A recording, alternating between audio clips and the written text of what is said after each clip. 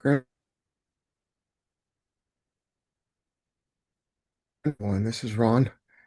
It is Saturday 2026, 10:03 a.m. Well, let's get started. See if we have questions. Uh, when we last got together on Monday, we spoke again about the spirit, the soul. Tried being attracted, the difference between vibrations and low vibrations and the energy. We talked a lot about energy. Uh, we talked about the Neanderthal and if those who uh, operate under low frequencies. We concluded that everyone has a soul, or everything has a soul, but some of it operate low frequency. Uh, we talked about a number of things. We talked about we used that to kind of as an example. We went to talking about masonry and what symbols mean in energy and symbols and everything was created and about energy and recreated. Uh, we talked about being having your name and coming through slavery and having your name being renamed and how that kind of blocks your energy or at least uh, blocks your identity of you knowing who you are. We left there and talked about the cosmic parade, if you will, things that were going to take place on the 12th and 13th. And we looked at those things and we talked about the lining of the planets and the eclipse and God, what else was it? The meteor shower and so uh the Lion's Gate, and we talked about a bunch of stuff there. So any thoughts or questions about any of that?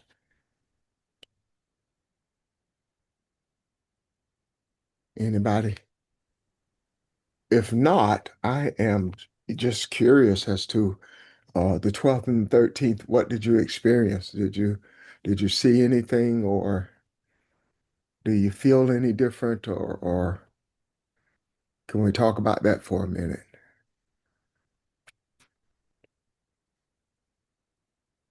I think Barbara and Kathy excuse me, Barbara and Pastor gave us an example what everything that was coming and what it meant, the feminine energy blocking the moon, and there's also a new moon that came from that as well, but that whole solar eclipse mean and the lining up of feminine energy again and putting things back in order.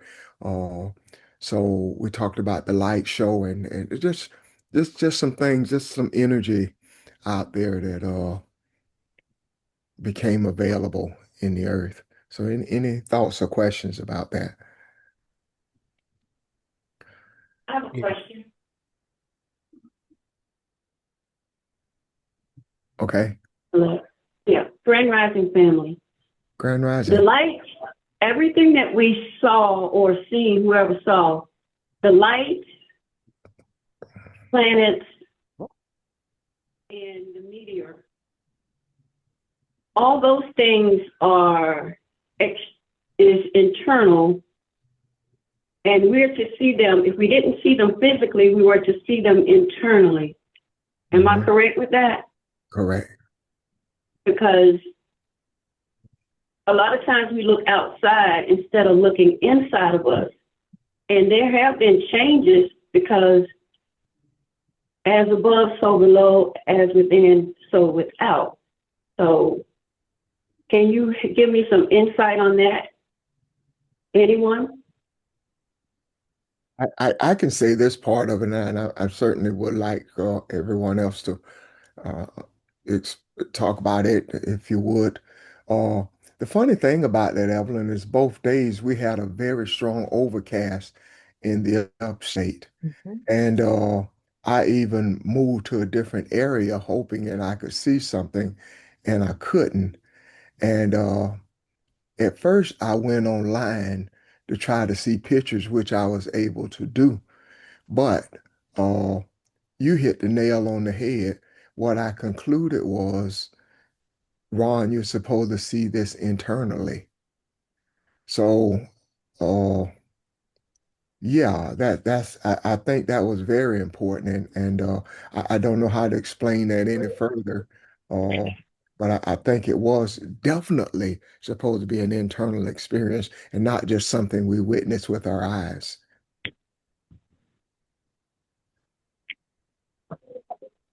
Thank you. So you're Anybody? gonna do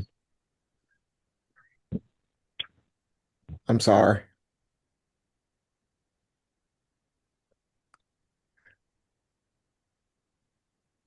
Was somebody about to say something?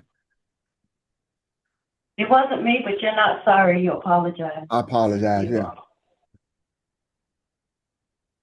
Grand Rising, this is Barbara. I concur with you, Ron. yeah, and, yeah, and you remember Pastor said that when we left. He says, regardless of whether you see it or not, it's happening.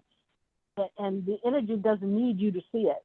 The waves don't. The waves don't need you to see it. The resonance doesn't need you to see it. It just needs you to be it. If that yeah. resonates. So I agree with you. It's internal. I did everything I could to see that. I went outside. I looked it up. That said after from 11 to whatever, better after 12. I made sure I was outside looking up in the Yeah. sky at 12. And I saw some stars, but it was overcast. And then it continued even to the next day at the dawn. I was up at dawn, but then I concur with you. It's totally internal, whether we see it or not. Anytime, it is always internal because that's where it Internal. always starts. Thank you. And maybe that was the whole, looking at hindsight that we would have lost the true meaning if we had seen it with our eyes. That we had to experience it. We had to see it internally. So yeah. Did anybody get a glimpse of anything? no, I didn't. Ron, one more thing. Can I say, too, ever since we started on this, for this new paradigm, I do feel more control of my thoughts, my actions, my feelings. I just feel more in control of me, and it's really working. So I am so grateful to have a family, and I know we carry each other, and I'm so grateful for that. But since we've been talking about what we're talking about, the frequency, the language, I just feel more control. Even since Stern has been shut down, I just feel more control of me, and everything. Yeah. Thank you. That's very important. I appreciate you sharing that. Thank you. GC, you doing all right this morning? Grand Rising family. I just wanted to just piggyback off of what Evelyn said. We've always heard the saying energy flows as Uh-huh. our mind goes, and because of our desire, which creates a signal, which creates uh energy. We had discussions, we talked about 369, we talked about the planets lining up, we talked about just being aware of what we receive every day from the cosmos and from the universe. And so if we are the universe, then as I, begin to reflect, and I had woke up this morning at 2:34. And a lot of times, when I wake up and I can't go back to sleep, I'll just get up and I'll read. But what happened was we've been talking about numbers, and we spoke of the universal frequency of 432 hertz. Yeah. We know that if you add those numbers up, we get nine. Now, nine is the universal's number that ties us to the synchronicity, as Evelyn mentioned, so above, so below. So when we look at nine, and I just thought about it in terms of August the 12th, if you look at the diameter of the sun, the diameter of the earth, the diameter of the moon, what we come up with is that root number nine. And so it was just, kind of like, wow, here we're talking about the heavenlies, or we're talking about the galactic or the galaxies, etc. And it comes to that number nine. And then when we talk about the speed of light, and we look at it at 186,282 miles, again, the number comes up to be nine. And so I know that at some point in time, I think last week, Janice mentioned about, those numerical numbers. And I think that as we begin to appreciate aligning ourselves with not only who we are, but aligning ourselves with the universe, I think we're beginning to see and experience energy flows that help us to be able to understand how we look at the spirit and the soul. And so I just wanted to just mention, the universal number nine, because spiritually it talks about the cosmic consciousness. It talks about when um, one aspect of the journey, comes to an end and then a new journey begins.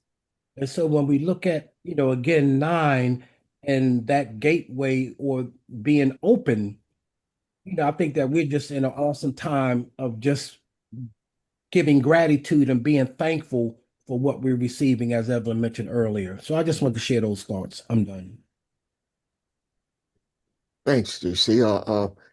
You said something that the cosmic consciousness, it has to relate to the Akashic consciousness, or is that the same thing? Yeah, actually, that is the same thing, Ron. And again, we've been talking about consciousness, for a while. And I know that when we even talk about meditating or the different things that we do just to be in harmony, I Uh-huh. believe that it has to do with us being able to appreciate who we are spiritually, and then at the same time being able to recognize the soul that we are, because it's like, it's like a great ocean, right? The ocean represents the spirit. We all are spirit, right? Then we took on these physical bodies. But when you think of it in that manner, we all have souls, we all have characteristics, we all have our way about how we go about doing what we do. But at the same time, again, that's where, the two converge, where we can be able to appreciate the Akashic consciousness, which again, it all goes back to the beginning. And I think Yeah. you talk about numbers, that's where, as we appreciate our ancestors speaking to us and just being in tune with nature, we can begin to understand how these numbers and how these symbols, give us the opportunity to appreciate, as Pastor mentioned last week, with the geometrical G, in terms of what it represents when we talk about the triangle. There's three parts, right? You got three parts of the triangle. But as Pastor mentioned last week, I think it helps us to be able to understand the three in terms of what that number represents spiritually. Number six, the carbon, we talked about, and then at the same time looking at the nine, which is the universal frequency. So it's basically the same thing, Ron. Ron, I'm sorry, in terms of the Akashic consciousness and the cosmic consciousness. Okay. Thank you. And I can't wait till you guys get into the 369 a little bit more and expand on that some more. So, but thank you. Anyone else? You reminded me though, I think it was Janice that was talking about the circumference of a circle and being 360 and that number being nine and even a half a circle to 180. That really got my attention. So it's something to it.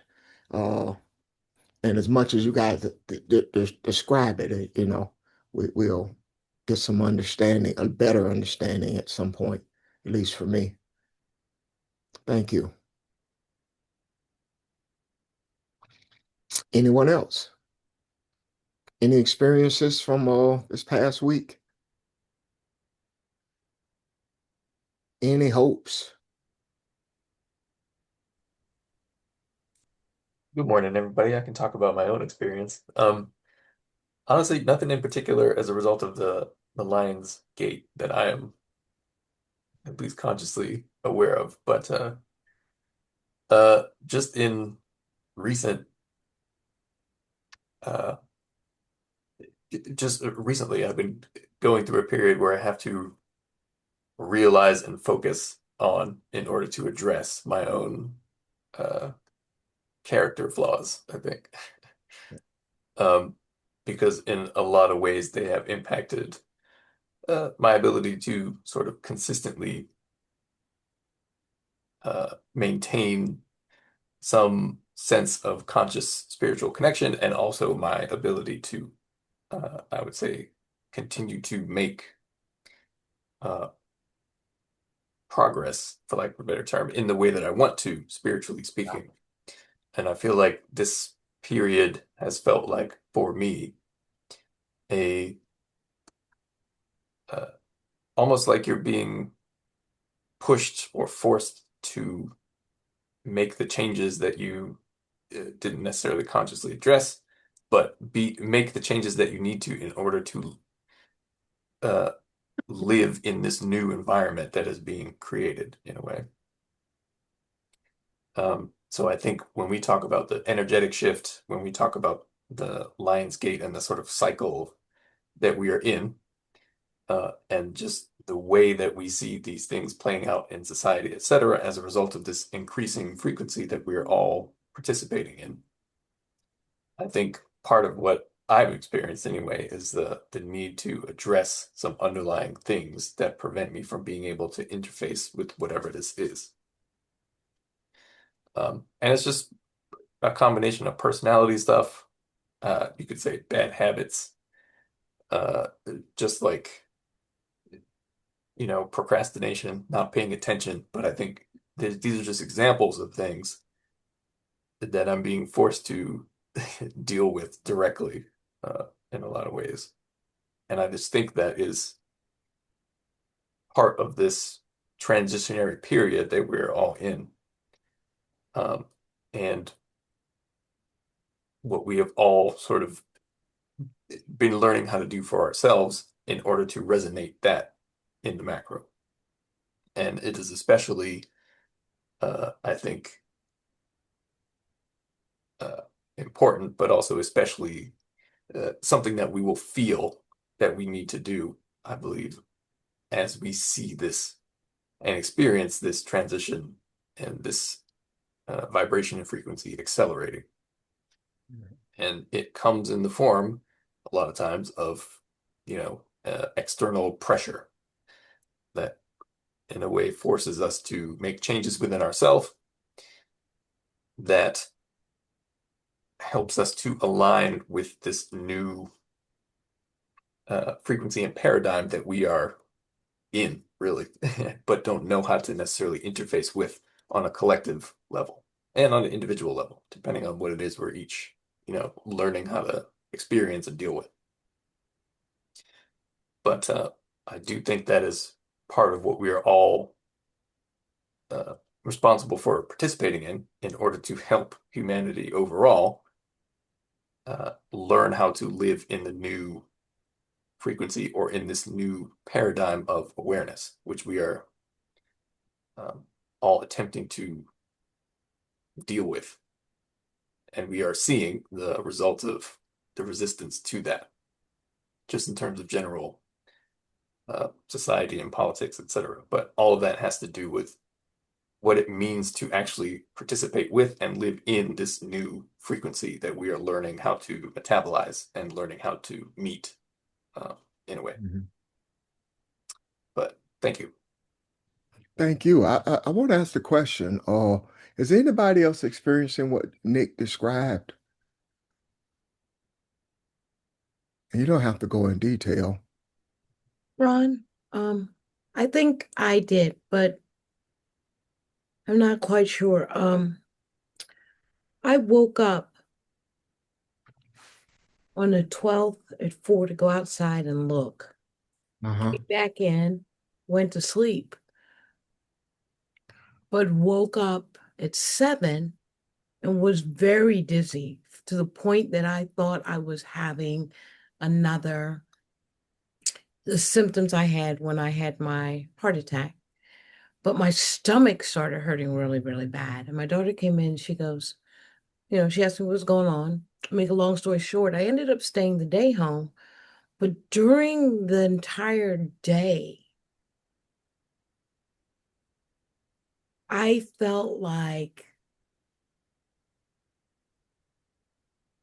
I like had to look at me. And then, strange enough, I remember the time so well, 7:09, um, all of it stopped. Like my stomach stopped hurting, the whole 9 yards. I felt much better. And what I came away with, what I remember the most was be careful what you ask for. And the funny thing is, every day this week, there is a thought I've had that has shown up, that has, I guess, manifested. And it's really made me stop and think about, oh, yeah, what I think is coming into being, and I'm noticing it more. Yeah. That was my experience. Okay. Um, Mine has been more yours turned physical, Camille, and I didn't experience that. But mine was more like Nick described, like you're entering into a new era and you need to prepare yourself. And it's nothing big, but it became big to me because it was something I kept thinking about. Or the way you think or things you need to do or your meditations or and I'm thinking, okay, it became a problem because I let it be. And I had to stop and think and kind of meditate on that itself. Uh, it's almost like you can't enter this because you're not ready or you're not going to be engaged fully and you're going to miss things because you haven't prepared yourself properly. And I had to kind of stop and catch myself a little bit and think, okay, just relax. It isn't a degree of things that like that. You either prepare and desire spirituality or you don't. So don't let it beat you up in this manner. But I did think that was, just and I think I hope I'm describing the same thing Nick said, but I just thought that was kind of odd. Yeah. Yeah, I agree. Just with the whole idea of it needing to prepare and being basically put in situations that force you to prepare. Uh, and that could be different for everybody, but Yeah. it's just the idea that in order to fully integrate with higher frequency, in order to sort of learn how to deal with the uh, pushback against this process of evolution that we're seeing, um, it feels to me like at least I'm being forced to deal with things within myself that I had to Yeah. not paid attention to or didn't realize the full impact of. Um, and just a lot of my stuff is just like overthinking, not paying attention uh, to myself or what's going on around me, just in a lot of different ways. Uh, and honestly, one of the main things I realized I was doing for a long time was harboring resentment towards everybody. And I feel like I've been doing that for it's a little bit like an instinctive sort of reaction. Like I pull back from everything, and then I get mad at people for forcing me to deal with my own, feelings or whatever. And I've experienced that my entire life, as far as I know. But it feels like now, and more so in the last year in particular, that has been just like a laser pointer has been focused on, has been put on that, and it's been making me address that and get over that. And when I have come to these, I sort of hit these realizations occasionally about myself and like what I need to deal with. I am, and when I become conscious of that, and I become sort of say to myself, okay, I need to address this. My my dreams shift immediately, for example, and they become more positive, more like expansive in terms of what they're sort of symbolically trying to help me deal with or see about myself. Like it's like when I actually pay attention to what I need to pay attention to, the shift is like very immediate. And that's not to say it happens. I don't uh, dream every single night because there's still all kinds of things that are distracting me and that I am, attached to that I also need to deal with. But my point is that when you, I believe, come to a realization about what it is within yourself that you are being shown that you need to deal with, if you can then at least consciously acknowledge the need to deal with it and begin to let it go, then the experience that you can have begins to change immediately. But it's still a process, and that is uh, one of the best sort of helps that something like meditation can give you is because if you, let's say you become aware of something that you need to deal with, or you feel like something within yourself is being brought to the surface that you want to deal with, you can then focus on it in meditation and say, okay, how do I let this go? I need to let this go. What is behind that? Why do I feel this way, etc. And that immediately has an effect on your ability to interface with this higher vibration. It has an immediate effect on your ability to become more aware of what is deeper within yourself and to maintain that sort of stillness Yeah. that is needed to interface with that. Wow. You have no idea how much that helps. Helps me. Thank you. Thank you, Nick. That really does help. Yeah. Oh yeah. No, we're all very much still learning to deal with all the things that we have to deal with. But that is, uh, our continuing responsibility, just as it always would be, but particularly now because the pressure is going to it has been getting, greater and it will get greater. Yeah. And a lot of that pressure comes down to material circumstance, financial circumstance, all the things that can create the greatest amount of fear in the moment. But we'll see how it plays out. Thank you. Can I say something right quick? Of course. Yes, sir. Yeah, I was like on the heels of what Nick was saying. Especially like when you think about like the different pressures and the different things that we face. My experience was like just from all the things I had been reading and researching and listening to different things, and people were saying, "Oh, this is the day to manifest, and this is the period to manifest." And me on one hand, and then I didn't even realize it until after what I was trying to manifest didn't happen. Whatever I was trying to manifest, and it didn't happen, I immediately started beating myself up about it. Like, I ain't really got it. It's something I'm missing. It's something I'm not seeing.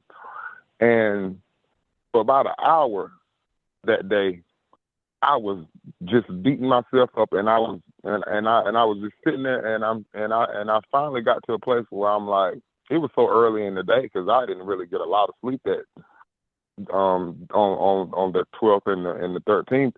So then I found myself up, and I was like, am I gonna let this spoil the whole experience, because this isn't anything physical.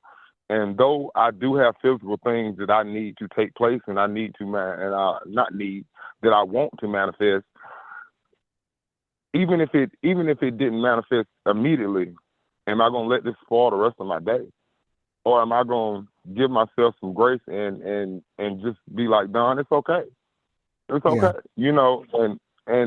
or am I gonna just let this just mess my whole day up, and then just spoil everything that could possibly take place, or it didn't happen. Like, we want everything to happen like a microwave, like we want it in seconds. And it doesn't, and it really doesn't always happen like that. Yes, some things we may manifest in a split second. Yeah, it happens. Stuff like that happens. But in most cases, it's not instant gratification. And so I had to sit there and just really just give myself some grace, and like, Don, I forgive you for feeling like that. Don, I forgive you for beating yourself up. Now let's move on. Let's continue on with today, and let's deal with today. And so like, I was talking with somebody the other day, and they were like, and they kept bringing up stuff about the past, and like, they were saying that things that have happened in the past keeps them from focusing, putting their energy into today, because they're always thinking about whatever actions they do today, is it gonna happen, or are they gonna get the same results that they got in the past? And I told them, I said, this is one thing I have to remind myself. It's nothing I can do about what the past results, the past experiences. There's nothing I can do about that. I can only address how I feel about it today. And I can't think about the future. I don't need to be thinking about next Thursday, because obviously I find myself thinking so much about something that is nowhere, not even close enough around the corner, that I'll be sitting there wrestling on what I'm thinking about, what's going to happen in the future, what happened in the past. And then I'm sitting here today thinking about, okay, what do I want to happen today? And then I'm finding myself divided in 3 different directions, or sometimes more than that. And so I just had to say, okay, like, give myself some grace and some understanding, the same way I would do somebody else. But that's all. Thank you, sir. Don, may I follow up with that? Yes, ma'am. Ron? Yes, ma'am. The thing about that, you're so on target, because when you think about the past, it takes you out of the now. And even when you talk about manifesting, you don't know, just because things don't manifest the way you think they are, when you put your emotions to it and your thoughts to it and your energy to it, Dawn, it could be happening even when you don't even feel it, or when you don't even see it. And this is not just Dawn, it's all of us. Because I deal with the same stuff. And what I have to do is just let it be. Once I say it, and once I describe it, and once I tend to it, I let it go. Because to be concerned about it says, oh, wait a minute, did I really trust who I am? And so you're absolutely right. We got to just understand that manifestation doesn't necessarily feel like it's supposed to feel, because you don't, how is it supposed to feel? And I'm not just talking to Don, I'm talking to me too. Manifestation doesn't necessarily look like you think it's supposed to look. The issue is, we are divine. And when we put our focus and our attention, our energy on something, it's happening. It's happened, regardless of what we see, regardless of what we hear, regardless of what we think, regardless of what we feel. So we don't want to go back and dig up seeds by, as you say, beating yourself up or wondering. Let it go and just act as if, okay, universe heard me, on to the next thing. Yeah. And that's the way that I'm working on and working through doing this, because I hear you. I hear you, brother. It's easy to fall back, and when you catch yourself, that's the important thing. Catching yourself and moving on, staying in the present. Thank you. Thank you. That helps a lot. Thank you. Yeah. Thank you. Thank you. And the Lion's Gate, this period is like it's the height of summer. It's the roar of the lion. In the point of the sun in the sky, it's like around 3 p.m. or something. If there's an equivalent to the sun, it's the hottest part of the day. It's the hottest part of the year. It's the time of the year when certain energy is most available to you. But what that means is, in terms, I'll tie this to what we think of as manifestation, etc. If the energy is the strongest, the things that within us prevent us from being able to interface with that hit the hardest. Mm. So anything within us that forms resistance to the natural flow of that energy is, in some ways, it feels worse. Yeah. But, and in Yeah. terms of sort of manifesting things, yes, very much is very real principle. But that, as we've spoken about before, the universe doesn't respond to what you say you want. It responds to what you are, is a good way to put that. So if we are, anxious and unsure, that itself forms resistance to the natural flow of whatever energy we think we are trying to direct to produce a certain outcome. And in that process of learning how to manifest, and that's become like a pop culture term as well. In that process of learning how to do that, I guarantee you every single ego blockage that you didn't even know was within you, preventing you from being able to do that, will come to the surface and you will be forced to deal with it.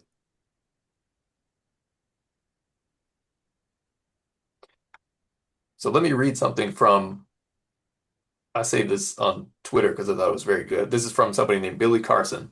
We can look up on YouTube.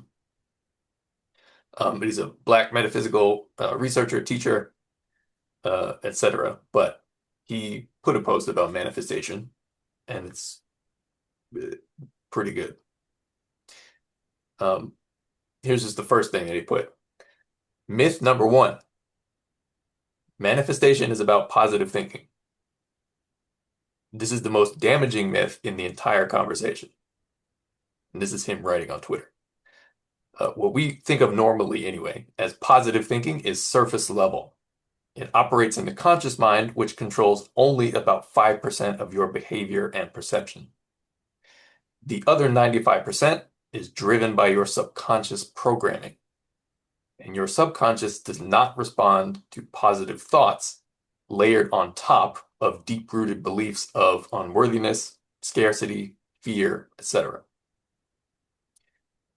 It responds to what it genuinely believes to be true about you and the world. Your subconscious does. Ancient initiates did not practice positive thinking, quote unquote. They practiced subconscious reprogramming. And there is a massive difference between these two things. So that's the first part of his post, but that is very true, because what we are trying to do in dealing with all the whatever is within ourselves is reprogram what we truly believe, which is deep within our subconscious, that we have learned over the course of our entire lives, and just like Yoda in Star Wars said, we must unlearn what you have learned. And that is the process of spiritual evolution and growth.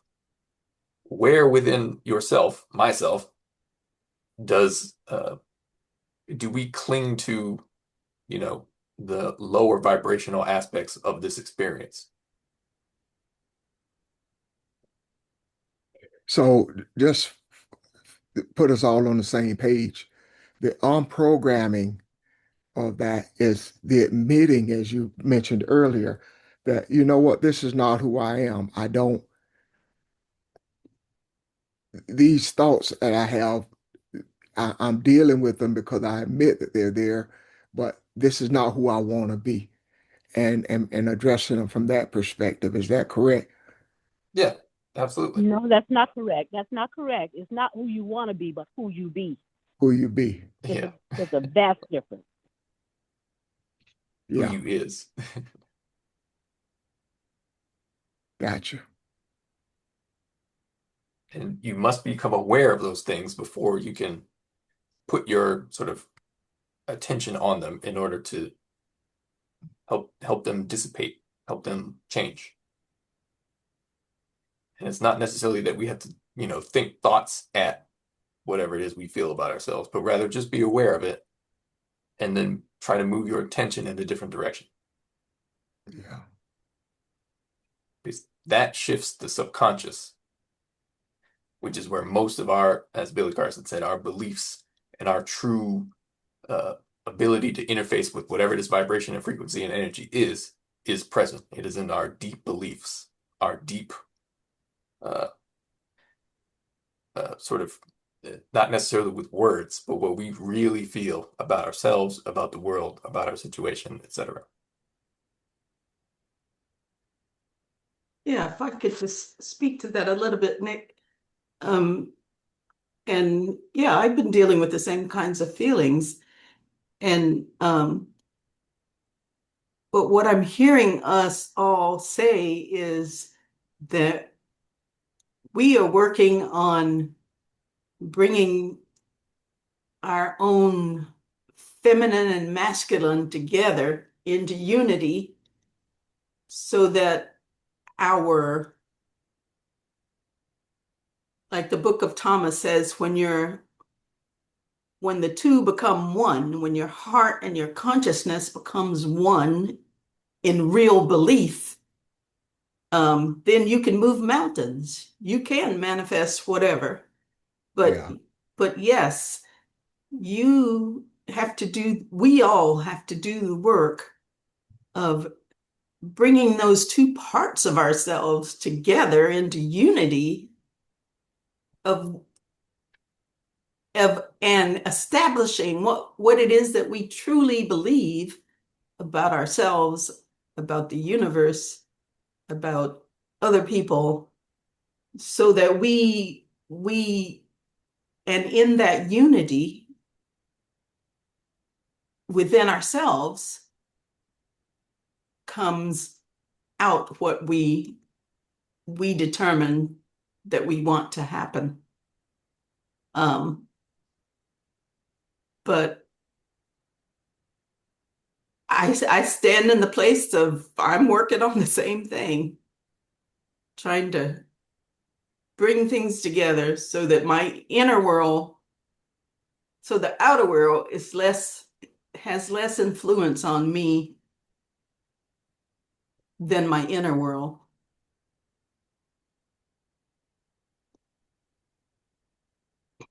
Anyway, Well, I'm done.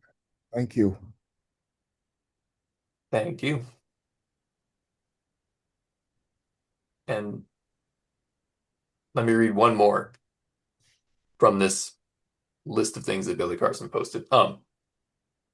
Myth number 5, manifestation is instant. He says, the quantum field does not operate on your preferred timeline. Ancient texts describe manifestation as a process of alignment, incubation, and then emergence. Seeds do not become trees overnight. But most people plant the seed on Monday, feel nothing by Thursday, and conclude that manifestation does not work by Friday. What they have actually done is interrupt the process at its most critical stage. The moment between planting and harvest requires something most people are not taught: unwavering trust in the process without physical evidence. And that is not blind faith in the religious sense. Rather, that is, as he says, frequency discipline.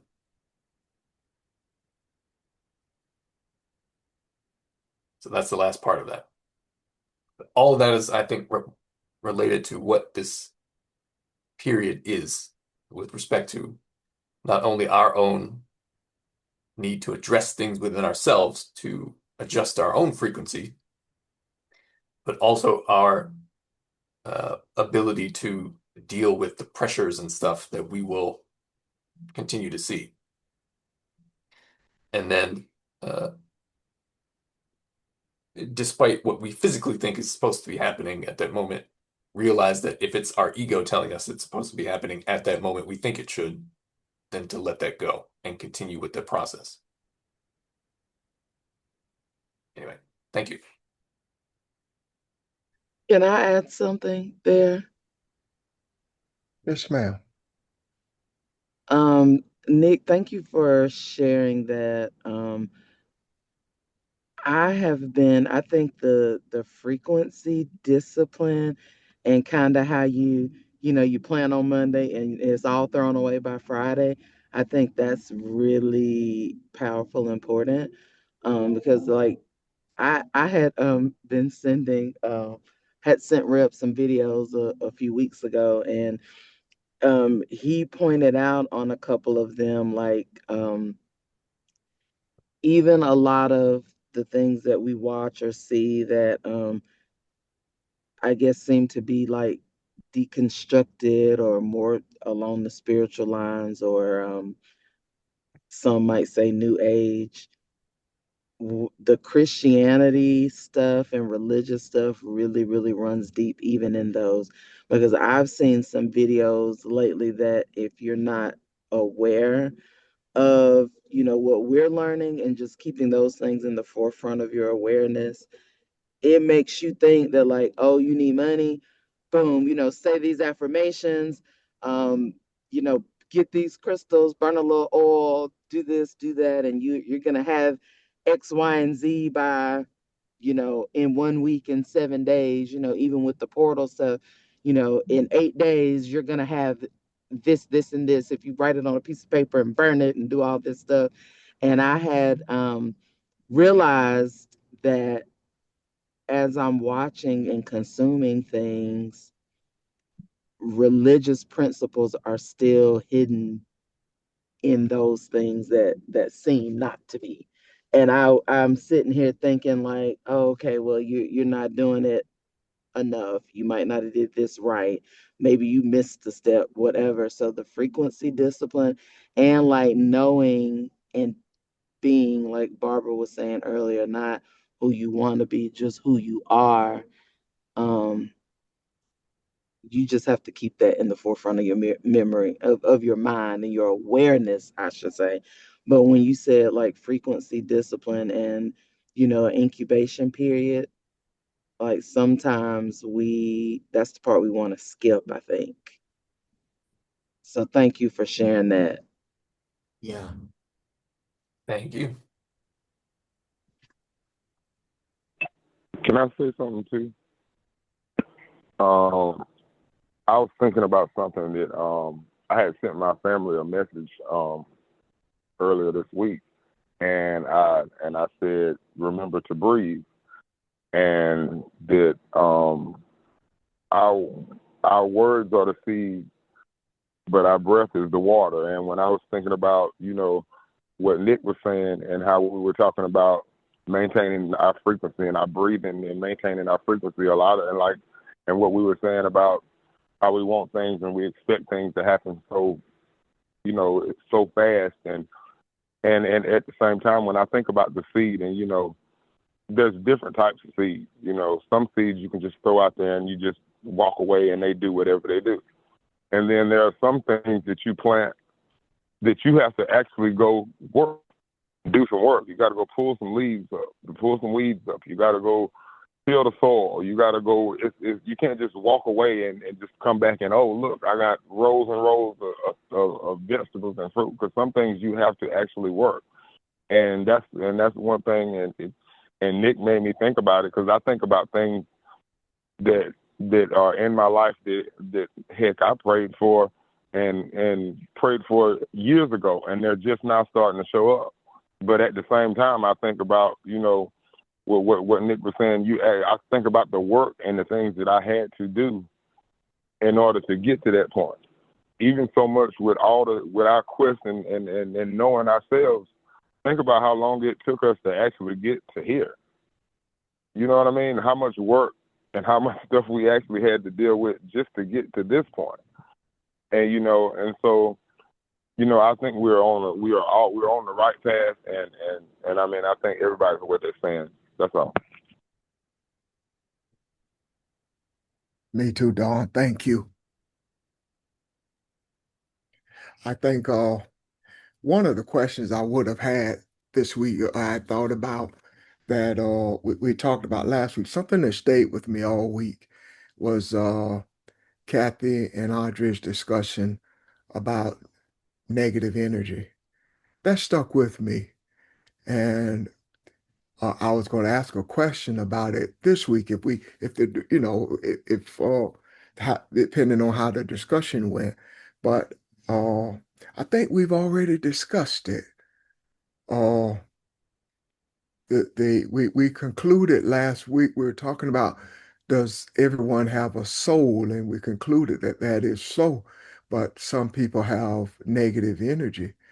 And listening to this discussion today, uh, I'm concluding, and tell me if I'm wrong, that maybe there's no such thing as negative energy. It is a propellant that pushes you in the right direction. So, for example, uh,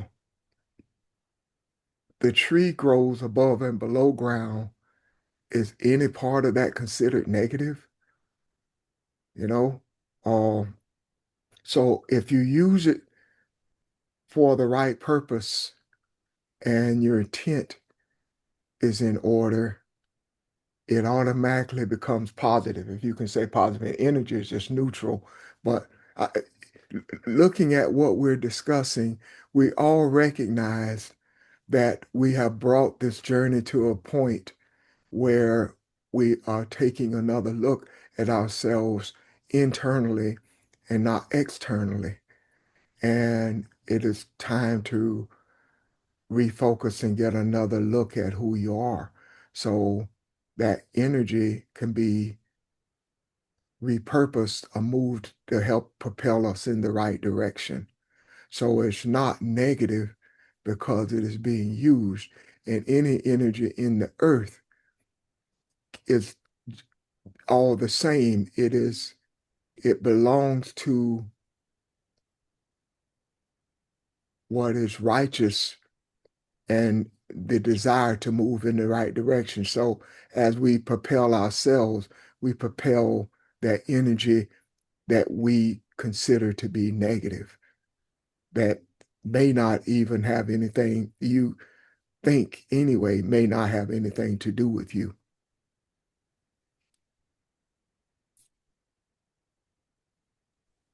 Yeah. Metaphysically, spiritually, and cosmically, that is why it's, in a sense, allowed, because it is the thing that propels you forward. Yeah, You know, kicking and screaming the whole time until such a point as you become a spiritual adult. yeah.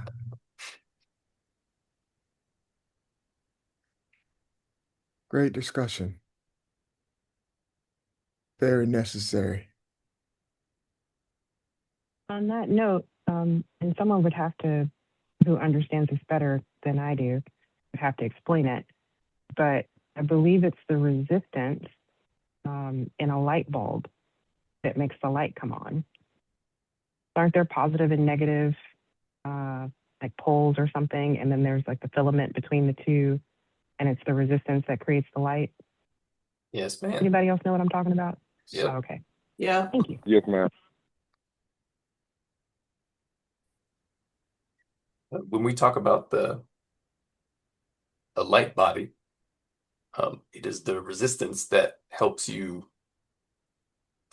let's say, learn what you need to learn in order to generate the light body. But eventually that resistance,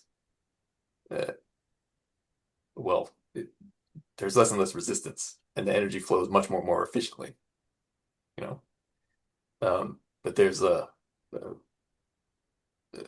things that happen associated with that. But in the beginning, the resistance is the thing, yes, that forces you to become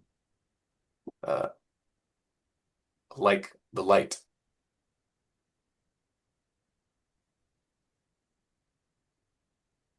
Can I add something to that?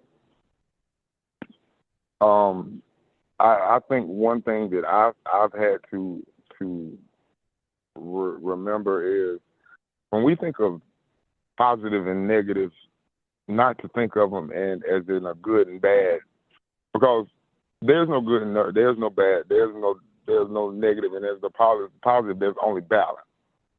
And when we think of in terms of if something negative is simply showing you areas that need water, need breath, need vibration, need frequency, and also like when we think of in terms of positive and negative and like dark and light, when we think about in terms of something bad happening in the world.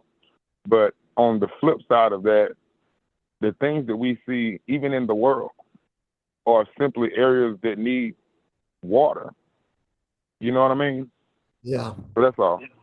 Yeah, you're right, Don. It's more about balance than anything. It isn't a good or bad or right or wrong. But that's yeah.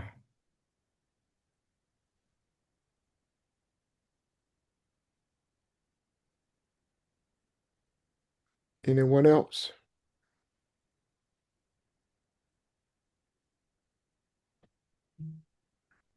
I think this has been a good discussion.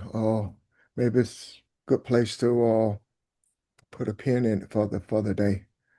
If there are no more thoughts and questions, was this clear to everybody? Does it resonate? So, Yes, Thank you. Yeah, it really Hello, does. everyone.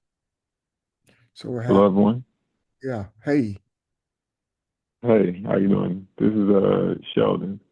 I did want to add something to what Nick was saying in regards to our beliefs, and when he was talking about in terms of manifestation.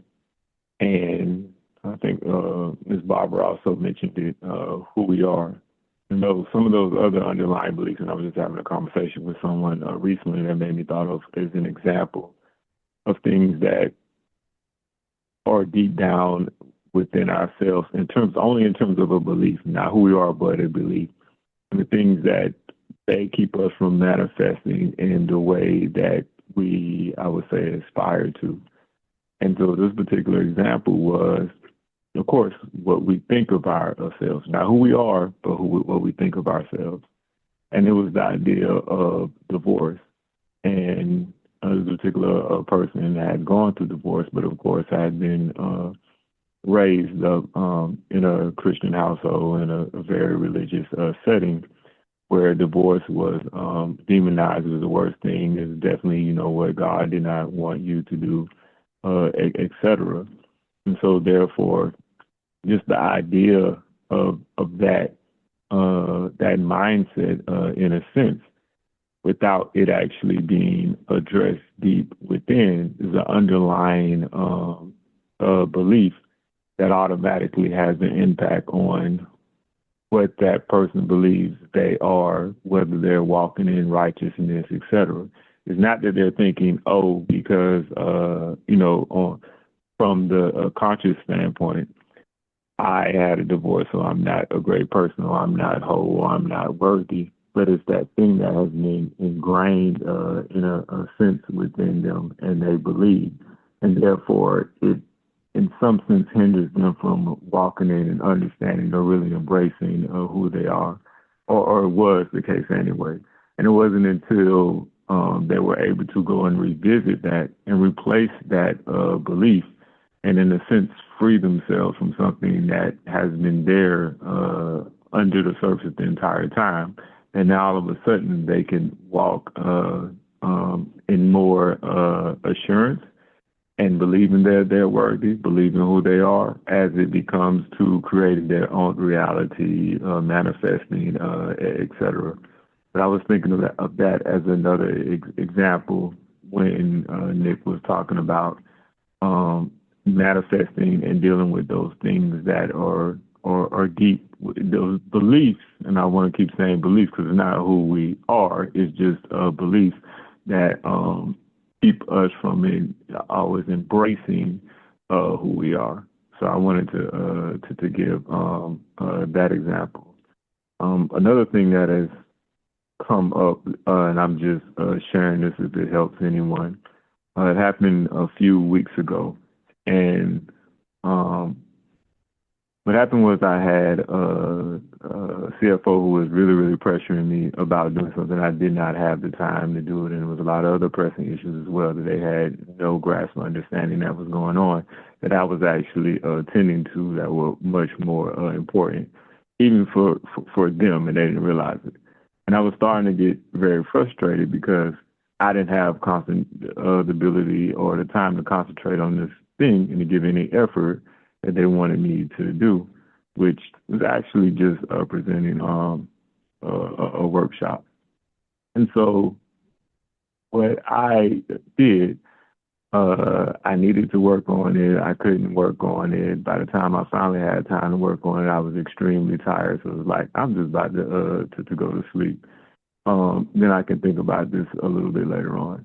Then I had a friend to call me that was basically having an emergency, which of course to me that is extremely important. I'm up enough to do that. I don't care about this workshop I'm supposed to present or whatever. I'm just gonna put that off. So when going, and this is more so the important part, when going to sleep or within, I guess, myself, and we've talked about time from time to time, no pun intended. How I look at it in terms of the ancestors, spirit, etc., I think of it and more so embrace it as just other parts of myself or another me, or literally me, dealing with myself or interacting with myself at another time. And I respect other individuals in the same way.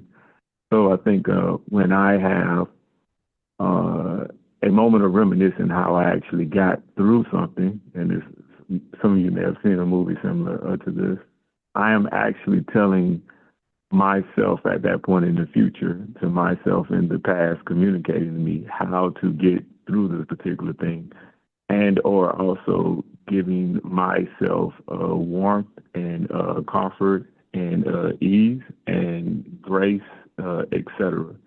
And in that moment in the past, I'm actually experiencing that. So with that idea, as it came to the workshop, it was literally just stop stressing out about it. You are going to tell yourself exactly how you got through this and thrive through it with ease and did a great job. And just became very, very comfortable with that. And so I just kind of like set it aside, put it away, woke up in the middle of the night, had a few ideas, didn't even like get up stressed, like, okay, great. I thought I was going to do a little bit of work, went back to sleep, like, nope, that's enough. Went back, I'm sleeping now, went back to sleep, got up the next morning, all of these ideas just, rushed in or whatever. I'm not recommending everybody just practice this, I'm just giving an example. And of course, I followed through with that assurance, with that, as you want to say, connected to the Akashic records, connected to my future self, connected to spirit, connected to the ancestors, and everything went well. But it was just more so already being thankful and being assured and having confidence and knowing that I was doing what I was supposed to do. I just wasn't being neglectful or anything, that everything was going to turn out the way that I needed and wanted it to actually take place. So I just wanted to give that example, a real example, not just manifesting or someone like trying to manifest money or good fortune or something like that, but leaning into ourselves, knowing who we are and having that particular confidence. And like Ms. Barbara said a little while ago, in terms of letting it go, and I think Don mentioned it as well, not trying to stay there, and then get to the point where you start second guessing yourself or in things of that nature. Just moving on, and part of that moving on is, of course, having the assurance, because, of course, then it's not a word. I'm finished. What if the whole root of manifest is to expose you to you, to reveal you to you? as you talked, Sheldon, I looked up the root of the word manifest, and it came from Latin. So I went further back. The Hebrew means to expose, uncover, or reveal. What if this whole thing about manifestation, that people, you know how people twist words to be what they want it to be. Everything has to be in reality. No. It's what you said, Ron, earlier, and I think what Don intimated, that it's all internal, and it's the manifestation, the beauty, the spiritual beauty of manifestation is it uncovers me to me. It shows me. It exposes me to me. The spiritual being that I am. But that's the true treasure of manifestation. Everything else is just what they say. Once I understand that, like Dawn, you talked about, you had to talk yourself and tell yourself, wait a minute, Dawn, I forgive you. That was manifestation of the divinity that you are. What's more important than that? Everything else is secondary. Yeah. Thank you. Thank you. And Miss Barbara, thank you. And what I want to say and explain to everyone as well, just in case it wasn't caught, it is that what you just expressed is what that meant the world to me. The result of the workshop and how it actually, came out or whatever, which was great, was actually very, very minimal in terms of the importance of what resonated with me or, what made me feel really good. It was the entire process of trusting myself and that interaction, that manifestation that you're actually talking about, that experience and walking with that. That is what meant everything to me, not the result, but that, I don't even want to say practice, that particular intimate, very intimate experience with myself and with creation, with the ancestors, with the spirit, etc. I'm finished. I have a question. So, may I, Ron? Of course. So, what you guys, and this is what I'm seeing, that you're saying, seek ye first the kingdom of God. So you're saying, seek who you are, know who you are, then all the other things that you desire will manifest. Because we're quickly to think about physical things instead of seeking who we are. So when you guys were talking, that's what I saw. Seek ye first the kingdom of God, which is you, and everything else will come. Does that resonate what I'm saying? Yes, ma'am. Yes. You are the Yes. you are the universe, and the universe is you. Yes. I am that And I when you am. know you, Yeah. looks like we all agree. And you, and Evelyn, you and the work that all of us are doing, and what Nick actually was describing and explaining earlier, is removing those particular things that serve as a block that actually, I won't say make it more difficult, but if we move our jobs of what we're doing and what we're practicing, what we're working on, is actually removing those things that I'm trying to put this in words, not keep us from that, but those things that would be hindering us from walking in that which you just described. All of it is personal, and of course, we've always said this before, no one can do these things for us but ourselves. And like Ms. Barbara said, it's a very, very intimate and personal thing, which is also a paradox, because while it is a personal thing to us, quote unquote, individually, it is also us opening up our connection to the whole and seeing how we are all whole. That resonates. I'm finished. Yeah. Thank you. Beautifully said, y'all. Can I read something to you that when I think it was Audrey a few weeks ago talked about what you want, what you desire. And that first thing that popped in my head was the seven principles of Maat, right? It's like, no matter what, this is what I want to see. I don't know the detail. I can't speak on the war. I can't speak on Washington. I can't. This is what I want. So beyond all that, how do we get there is what my thought was. Listen at this. This is something I found, and it talks about all seven of them, but this is what it says about balance. It says balance is a state in which the internal and the external environment of an individual or a group are aligned with the goddess and Mother Nature and one another and all of creation. A state in which the environment of an individual or group is aligned with the goddess, with Mother Nature, with one another, and with all of creation. But here's the part that got me, and I think this ties into what we're saying. It is the experience of existing in the place where opposites meet. It is the creation point where new life is generated and new possibilities come into being. Does that describe where we are, at least where we're trying to find our comfort? Yes. Ron, that was really good. Can you read that again, please? Yeah, balance. A state in which the internal and the external environments of an individual or a group are aligned with the goddess. And I'm assuming that's what we've been talking about. It not just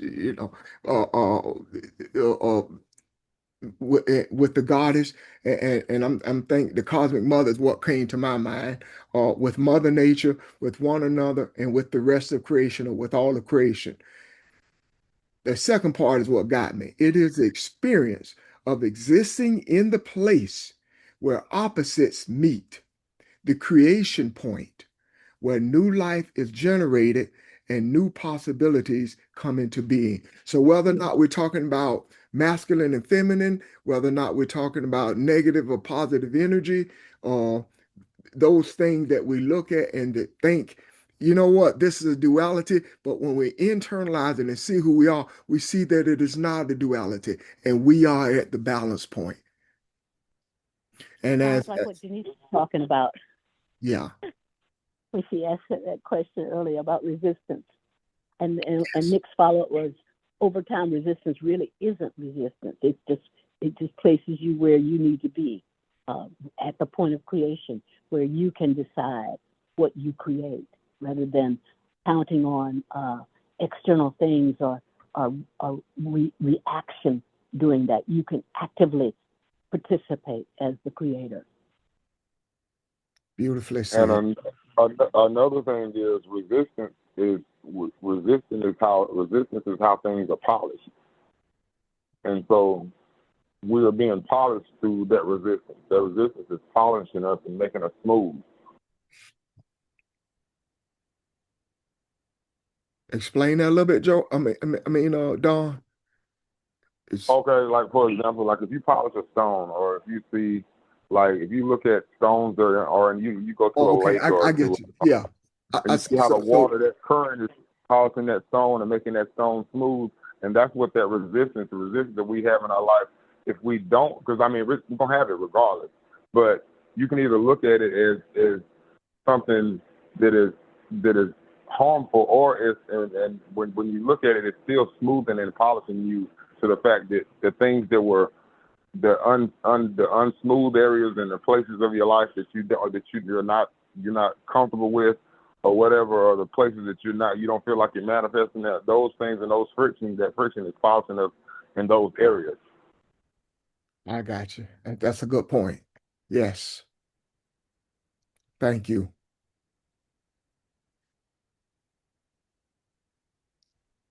Excellent discussion, y'all. Any further thoughts or questions or are you ready to call it a day? Or good place to stop and meditate. I think what we described is an honest assessment of where we are as a group and individually. And it's a good place to stop and not only, as Kathy say, sit with it and ponder things, but to meditate and we'll move forward individually and as a group. And it also tells me we're in a tremendous place. But thank you. Thank you, everyone. I hope you have a great day, rest of your day. Thank you, Thanks, everyone. everybody. Bye. Thank you, Thank everyone. you. Thank you. Bye, everybody. Thank you. Peace.